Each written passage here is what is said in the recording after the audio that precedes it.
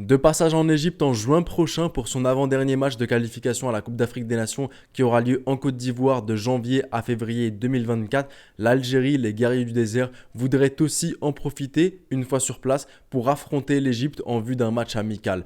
Les informations sont à prendre avec énormément de pincettes, mais il se dirait que la fédération algérienne voulant affronter l'Égypte une fois sur place aurait envoyé une demande de match amical à la fédération égyptienne que la fédération égyptienne aurait elle aussi accepté. Il n'y a absolument rien d'officiel et je préfère vous dire que à l'heure actuelle, je ne crois pas et je n'ai pas la certitude qu'il y aura à 100% un match. Il se dit qu'il y aura un match, à ce qui paraît c'est accepté, mais pour moi tant qu'il n'y a pas un communiqué officiel de la part des deux fédérations qui disent qu'en juin prochain, il y a un Égypte-Algérie en match amical, pour moi les informations restent à prendre avec des pincettes, mais ça n'empêche que on a potentiellement un match Algérie-Égypte et j'aimerais voir avec vous qu'est-ce qu'on peut attendre de ce match-là? Est-ce qu'on peut attendre un match explosif entre l'une des plus grandes rivalités africaines, si ce n'est la plus grande rivalité africaine selon certains, Égypte-Algérie? D'ailleurs, je vous renvoie vers une vidéo que j'ai sortie sur l'histoire de la rivalité Égypte-Algérie, sur l'histoire des confrontations et un peu l'explication de cette rivalité que je vous invite à aller voir. Mais revenons au sujet de la vidéo. Qu'attendre de ce match-là? Un match explosif,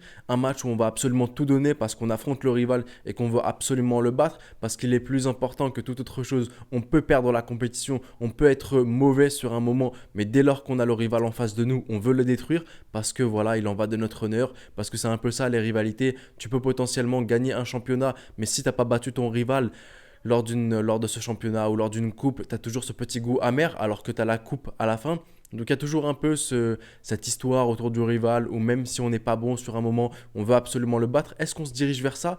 Personnellement, je ne pense pas. Du moins, du côté égyptien, je ne m'attends absolument pas à ce que l'on veuille absolument battre le rival algérien parce que c'est le rival. On veut le battre potentiellement pour autre chose, mais non pas parce que c'est le rival. Deuxième chose, l'enjeu de ce match-là, c'est forcément préparer l'avenir. On est à quelques mois de la Coupe d'Afrique des Nations, on sera à 6 mois de la Coupe d'Afrique des Nations en Côte d'Ivoire. On aura potentiellement quoi? Septembre pour jouer, une potentielle coupe arabe. 2023, il se dit qu'il y a une coupe arabe au Qatar encore une fois, en hiver 2023 ou en Arabie Saoudite. On aura peut-être une coupe arabe pour se préparer, mais on n'aura pas les A pour se préparer. Et on a quoi d'autre après? Peut-être un match amical, voire deux si on est chanceux avant la Coupe d'Afrique des Nations. Donc ce sera vraiment le gros test. Et pour ce gros test-là, il faudra préparer de nouveaux joueurs. Il faudra préparer des joueurs sur qui tu compteras durant la Coupe d'Afrique des Nations 2024.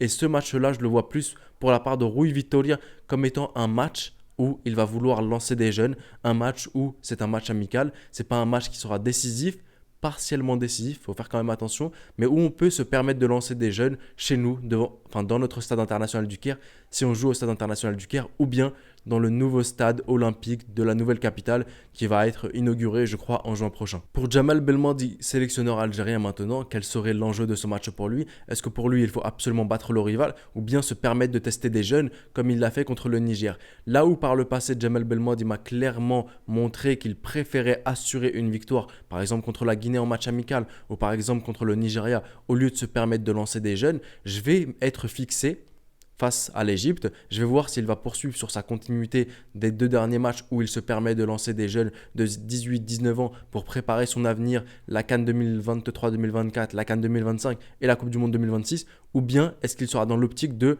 bah non, là j'affronte une grosse équipe, je ne peux plus me permettre voilà, d'essayer de viser long terme et il faut absolument que j'ai cette victoire parce que je ne veux pas potentiellement avoir ce complexe d'avoir perdu contre un rival ou bien je ne sais quelle autre idée, une satisfaction sur le court terme plutôt que de viser, voire au-delà de la chose et viser sur le long terme. Ce match-là contre l'Égypte me montrera quel est l'état d'esprit de Djamel Belmadi et je me permettrai après ce match-là de faire une vidéo. Doit-on virer Djamel Belmadi ou doit-on justement le garder? Et enfin, dernier gros enjeu que je souligne en vue de ce match amical contre l'Algérie. Je vous l'ai dit en début de vidéo, je veux gagner ce match-là, non pas parce que c'est l'Algérie et c'est le rival, mais je veux le gagner pour autre chose et cette autre chose, c'est le classement FIFA. Le classement FIFA sera déterminant et très important pour deux choses. Première des choses, c'est pour les tirages au sort de la Coupe d'Afrique des Nations. Il faudra être chapeau 1, il faudra être très très bien classé. Mais deuxième chose, c'est aussi pour le tirage au sort de la Coupe du Monde.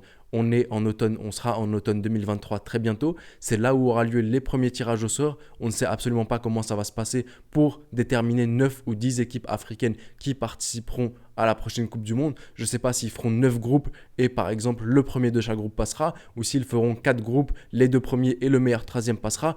Quoi qu'il en soit, il faut absolument être chapeau 1. Et ce match amical amical-là, que ce soit côté algérien comme côté égyptien, faudra absolument pas le perdre et absolument le gagner. Non pas parce que c'est le rival et qu'on veut battre le rival, mais surtout pour les points FIFA. Ne pas chuter dans le classement FIFA à quelques mois où ce serait irrécupérable, où ce serait irrattrapable de chuter dans le chapeau, d'être chapeau 2 par exemple, ou bien, on ne sera pas chapeau 3, ça c'est sûr, mais peut-être on ne sait pas encore les modalités de tirage au sort et ça pourrait être compliqué pour l'une des deux équipes, même si honnêtement, ça ne m'inquiète pas tellement que ça au vu des autres équipes, mais pour le coup, on ne sait pas parce que tout ne tourne pas qu'autour de nous et les autres peuvent faire mieux que nous et nous devancer, donc ce sera crucial pour les deux équipes. J'espère en tout cas forcément une victoire de mon pays, l'Égypte, pour toutes ces choses-là. Premièrement, pour le classement FIFA. Deuxième chose, j'espère qu'on va lancer des jeunes durant ce match-là et qu'on va le gagner. Et troisième chose, et c'est la chose pour moi la plus minime, c'est forcément de battre mon rival algérien. Mais dans un match amical, c'est pas la chose qui importe le plus pour moi.